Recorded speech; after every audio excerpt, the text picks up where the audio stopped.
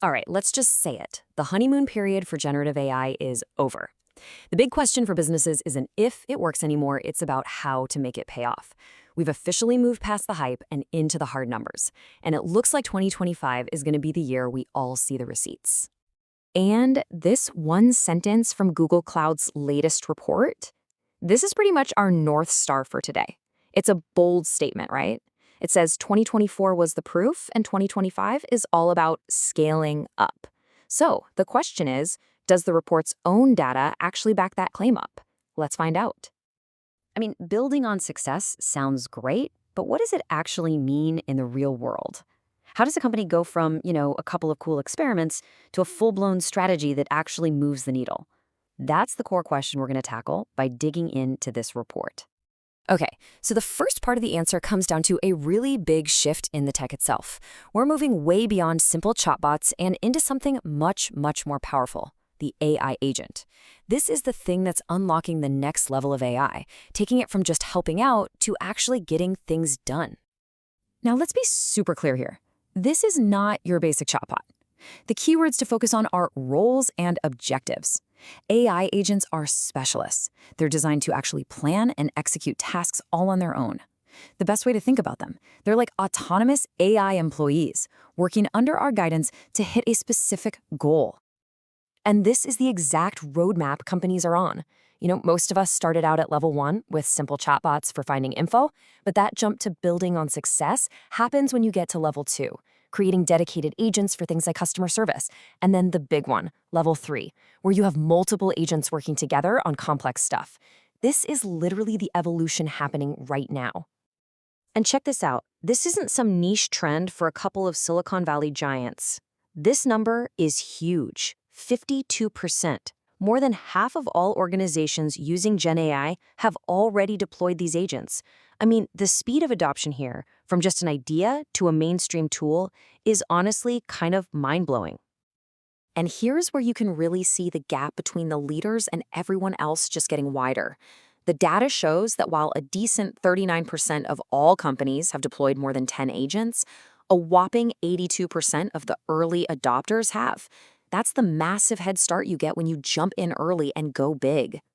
And this quote from Peter Laughlin over at Marston's just hits the nail on the head. This isn't really a choice anymore, it's about survival. The question is no longer if your competitors are going to use agents, but what's your plan for when they do? So, we know adoption is happening at lightning speed. But what about the payback? Let's get into the hard data and see if these AI agents are actually worth the investment. It's time to talk about the real ROI. The numbers here are pretty convincing. Look at that bar on the left. Nearly 3/4 of all companies are already seeing a positive ROI. That's amazing. But now look at the early adopters on the right, the ones going all in on agents. For them, that number shoots up to 88%. There's a straight line here between adopting more agents and getting a bigger financial return. Now, this slide shows a really interesting shift in thinking. Back in 2024, it was all about internal wins, right? Boosting productivity. But look at 2025. See how customer experience is climbing? That tells you companies are maturing. They're moving beyond just making themselves more efficient and are now using AI to directly improve how they interact with their customers. And yep, it's absolutely hitting the bottom line. For 2 years straight, more than half the companies seeing revenue growth from AI are reporting a pretty significant bump. We're talking 6 to 10%. That is not a rounding error. That is a consistent, powerful engine for growth. I love this quote from Christina at Bayer because it adds a totally critical new layer to this. The new way to think about ROI isn't just about how much you get back, but how fast.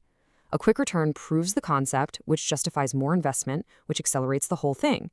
Speed is becoming the new killer metric. So, the ROI is proven, it's real. How does that change what businesses actually do? This is where we see a major pivot in how companies are spending their money and what they're aiming for in 2025. This table tells such a powerful story. I mean, sure, efficiency is still number 1, no surprise there, but look closely at the 2025 list. See what's popped up at number 4, greater AI agent deployment. This is huge. It means deploying agents is no longer just some IT project, it's now a core business objective, right up there with productivity. That is a massive strategic shift. And you know what? Companies are putting their money where their mouth is. A full 77% of organizations have upped their AI spending. They've seen the proof, they're getting the ROI, and now they're just doubling down. But what's really telling is where that cash is coming from. Yeah, over half are getting brand new budget, which is great. But look at that second slice. Almost half are reallocating money from non-AI projects. That tells you that AI is now so important, it's actually pulling money away from other established priorities. But look, tech and budget, they're only two parts of the puzzle. The final and maybe most critical piece is leadership. The data is screaming that a clear vision from the very top is one of the biggest factors for success. And this chart just proves it. Look at the difference.